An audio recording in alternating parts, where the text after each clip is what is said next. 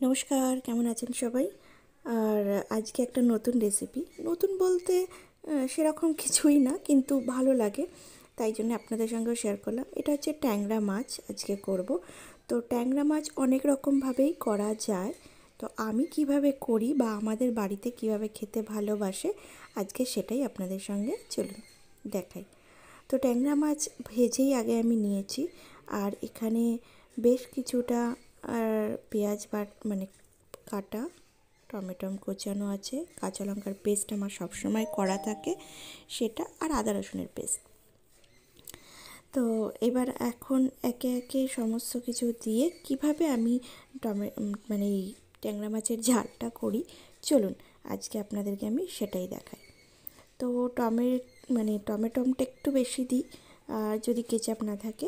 আর এখানে যে তেলটা ছিল মাছ ভাজাতে, সেই তেলটা দিয়ে করব। যদি কিছু কম থাকে তাহলে সবাই, বাট এখানে যা তেল আছে এতে আমার রান্নাটা হয়ে যাবে। দিয়ে দিলাম কিছুটা কালো জিরে ফোড়ন।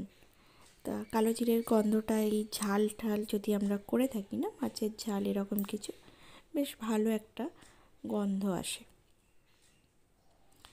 এবার যে কুচনো পেঁয়াজটা আমি রেখেছিলাম, সেটা মিডিয়াম সাইজের আমি দুটো পেঁয়াজ নিয়েছি, কারণ অনেকটা মাছ, সেই কারণে মাছের পরিমাণ অনুযায়ী এখানে পেঁয়াজটা ঠিকঠাক দিতে হবে। এখানে যদি আপনারা পেঁয়াজটা ঘষে নেন তাহলেও হবে, কিন্তু আমি পেঁয়াজটাকে ঝিরি করে কেটে নিয়েছি, তো সেই জন্য আমি পেঁয়াজটাকে ভাজবো, ঘষে নিই। এরপরে আমি দিয়ে দিলাম টমেটো কুচানোটা। এবার পেঁয়াজটা যখন একটু নরম হবে তারপরেই টমেটো কুচানোটা দিয়ে দেবো। তাতে কী হবে, পেঁয়াজটা পুড়বে না, আর পেঁয়াজ আর টমেটোটা একসঙ্গেই ভাজা হয়ে যাবে।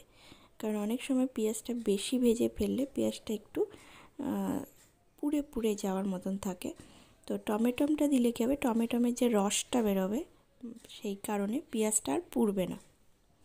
তো বলতে পারেন এটা রান্নার একটা ছোট্ট টিপস তো আজকের জন্য। এরপরে আমার যে কাঁচা লঙ্কা পেস্ট আছে, আমার এখানে কাঁচা লঙ্কা পেস্ট দিয়ে আমি বেশিরভাগ রান্না করার চেষ্টা করি। তবে যদি কালার আনতে হয় তাহলে একটু কাশ্মীরি লাল মির্চ দিলে কালারটা একটা ভালো লাগে দেখতে।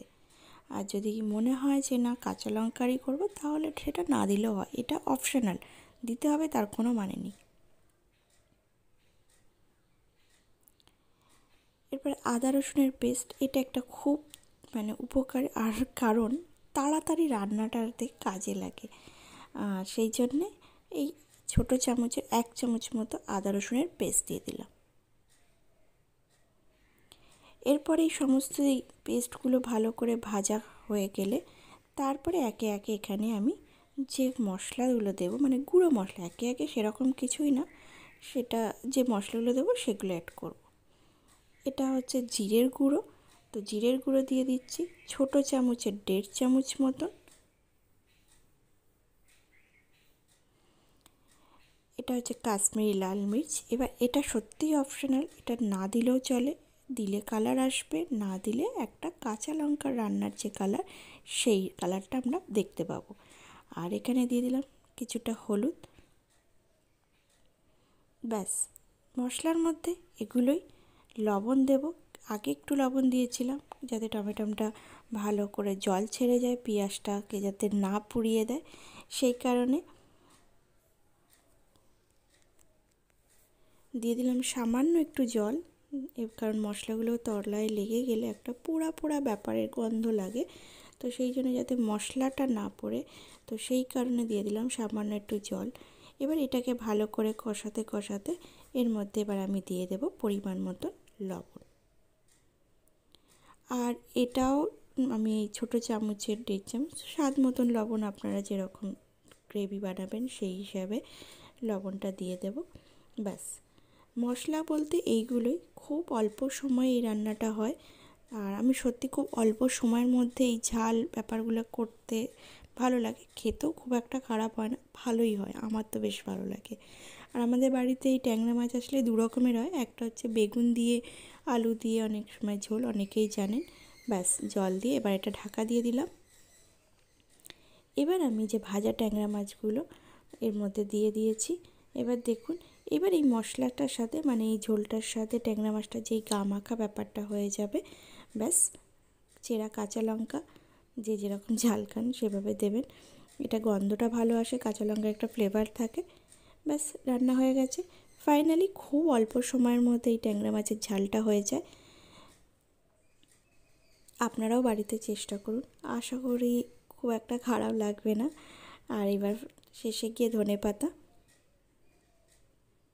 বেশ কিছুটা, কারণ আমার ওই যে বললাম মাছের পরিমাণটা অনেকটা বেশি, সেই জন্য মশলাটাও আমার অনেকটা বেশি করে করে তারপরে এটাকে করতে হয়েছে। এবার যে যেরকম মাছের পরিমাণ দেবেন সেইভাবে জিনিসটাকে করে নেবেন। তো চলুন, হয়ে গেল ট্যাংরা মাছের ঝাল। খুব অল্প সময়ের মধ্যে তাড়াতাড়ি একটা রেসিপি, আর সেই জন্য আপনাদের সঙ্গেও শেয়ার করলাম। আপনারাও চেষ্টা করুন, আশা করি ভালো লাগবে। আর আমার ব্লগগুলো কীরকম লাগছে অবশ্যই জানাবেন। আপনারাও ট্রাই করে আমাকে জানাবেন যে কীরকম লাগছে, আর কে কোথা থেকে ব্লগগুলো দেখছেন অবশ্যই আমাকে কমেন্টে জানাবেন। আজকের মতন এখানেই, আপনারাও ট্রাই করুন, কেমন লাগলেন অবশ্যই জানাবেন। দেখা হবে নতুন একটা ব্লগে। আজকের মতন টাটা।